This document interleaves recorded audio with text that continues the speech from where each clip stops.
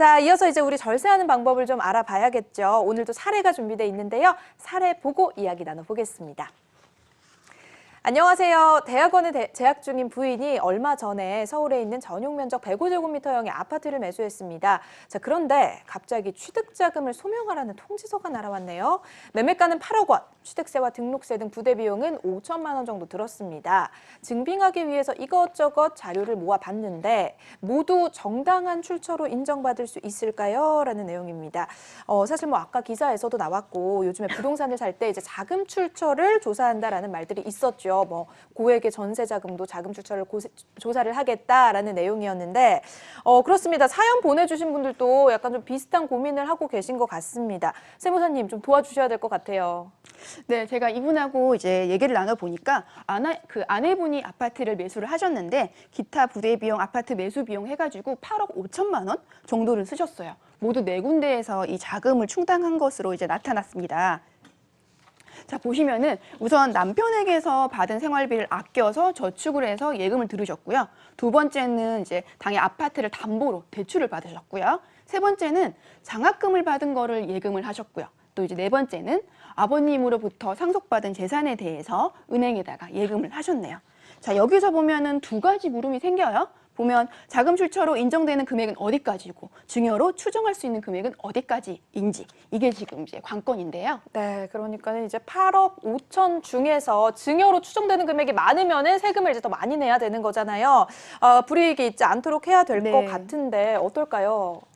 사실 이제 출처로 인정이 되지 않게 되면은 증여를 받았다고 보거든요. 사연자의 경우에는 남편과 함께 살고 있는 집이기는 하지만 사실 대학원생이라서 소득이 불분명해요. 그러면은 남편으로부터 증여를 받았다고 봐서 증여세를 부과할 확률이 사실상은 높다고 볼 수 있을 것 같아요. 네, 그렇다면은 다음 한번 볼까요? 두 번째는 어떻게 되나요? 네, 이분 같은 경우를 자금 출처를 조사한 내용에 따라서 하나씩 뜯어볼게요. 우선 남편에게서 받은 생활비를 아껴서 예금을 하셨어요. 3천만 원. 근데 이게 자금 출처로 인정받기는 사실상 힘들 것 같아요. 이제 원칙적으로 보면 사회통념상 인정되는 부양자의 생활비는 증여세가 비과세 되는 게 맞아요. 그런데 이때 비과세 되는 생활비는 필요할 때마다 즉시 그 비용을 받아서 사용을 하셔야 되는데 생활비 명목으로 받은 걸 아껴가지고 이제 취득한 자산에 보탰다. 그러면 사실 이 경우는 비과세 되는 생활비를 보지 않는다. 인정이 되지 않는다는 게 문제인 거죠. 네, 그러면 자금 출처로 인정받기가 힘들 것 같다라는 것이고 두 번째를 이어서 한번 볼까요? 네, 두 번째를 보시면 부채를 부담하고 금전으로 대출을 받는 경우를 보시면 사실 일반적으로는 대출 받는 게 인정이 되잖아요. 근데 이분 같은 경우는 본인 명의 대출이긴 한데 이자를 남편이 부담을 하셨어요. 그러면 사실 이거를 부동산 취득에 대한 채무는 남편이 부담을 지고 있다고 봐가지고 취득자금의 출처로 인정받기는 사실상 힘들지 않을까 싶습니다. 두 번째까지도 인정을 받지 못했습니다. 그러면 세 번째는 이거는 좀 되지 않을까 싶은데 장학금을 받아서 예금을 한 경우였거든요. 이거는 좀 정당한 자금 출처 되지 않을까요? 그렇죠. 누가 봐도 좀 될 것 같잖아요. 그런 것들은 인정이 되는데 이제 하나씩 보면 장학금 일단은 증여세가 비과세되는 재산이긴 해요. 장학재단에서 규정에 따라서 수혜 대상자를 선정을 하고 지급을 받은 거죠. 그리고 그 돈을 모아서 예금에 넣었다가 부동산 취득을 할 때 보탠 거잖아요. 이거는 이제 진 씨가 말한 것처럼 취득자금 출처로 인정받을 수 있습니다. 네, 그렇다면 마지막으로 한번 가보겠습니다. 이건 이제 상속을 받았던 부분인데 상속받을 당시에 세금을 분명히 냈을 거기 때문에 이것도 본인 재산으로 인정을 돼야 되지 않을까라는 생각이 드는데 어떤가요?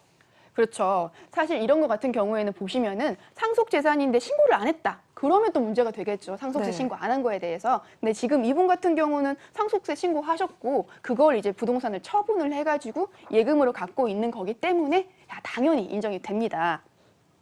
자, 그러면 이렇게 4개를 다 보시면 장학금하고 상속 재산 2개는 자금 출처 조사로 했을 때도 충분히 인정을 받을 수 있는 부분이고요.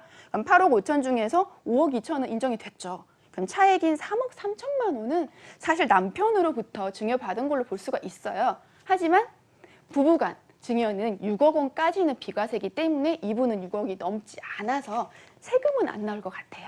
다행이네요. 이렇게 이제 사연자분의 고민은 말끔하게 해결이 됐는데 요즘에 이제 주택 취득자금 조사한다, 고액 전세자금 조사한다 이런 얘기들이 많아서 우리 시청자분들도 자세하게 알고 가시면 좋을 것 같습니다. 네. 주택 취득자금의 출처 조사 과연 어떤 식으로 이루어지고 있고 유의해야 할 부분은 어떤 것들이 있을까요? 네, 일단 자금 출처 조사는 매번 하는 거는 사실 아니에요. 상속세, 증여세, 사무처리 규정 이런 게 있거든요. 여기 금액이 나오는데 재산 취득일 이전이나 세무 상환일 이전에 최소한의 금액보다 작으면은 자금 출처 조사를 하지 않겠다라는 건데 그럼에도 불구하고 누군가로부터 증여받은 사실이 명백하다면 이 금액보다 작다고 하더라도 증여세 조사는 받을 수 있는 거고요. 이제 숫자를 하나씩 볼게요. 표에 보시면 세대주인 경우와 세대주가 아닌 경우 두 개로 나뉘거든요. 여기에 나와 있는 세대주는 우리 주민등록상에 보면 세대주라고 표기되는 분들, 이분들만 세대주로 볼 수 있을 것 같고요. 금액이 지금 나눠져 있어요. 30세를 기준으로 주택은 1억 5천만 원, 뭐 기타 자산은 5천만 원. 세무를 상환을 해도 5천만 원까지는 자금 출처를 하지 않고 이제 인정을 하겠다는 거예요. 한도는 2억 원이고요. 40세가 넘는 분들, 이제 금액이 좀 올라갔죠. 주택은 3억 원, 기타 재산은 1억 원, 세무 상환은 5천만 원까지 해서 4억 원까지는 괜찮고요. 30살이 안 되신 분들, 이런 분들은 주택은 5천만 원, 기타 재산 5천만 원, 또 이제 부채 5천만 원까지 해가지고 총 1억 원은 증여 추정으로 보지 않겠다는 거예요.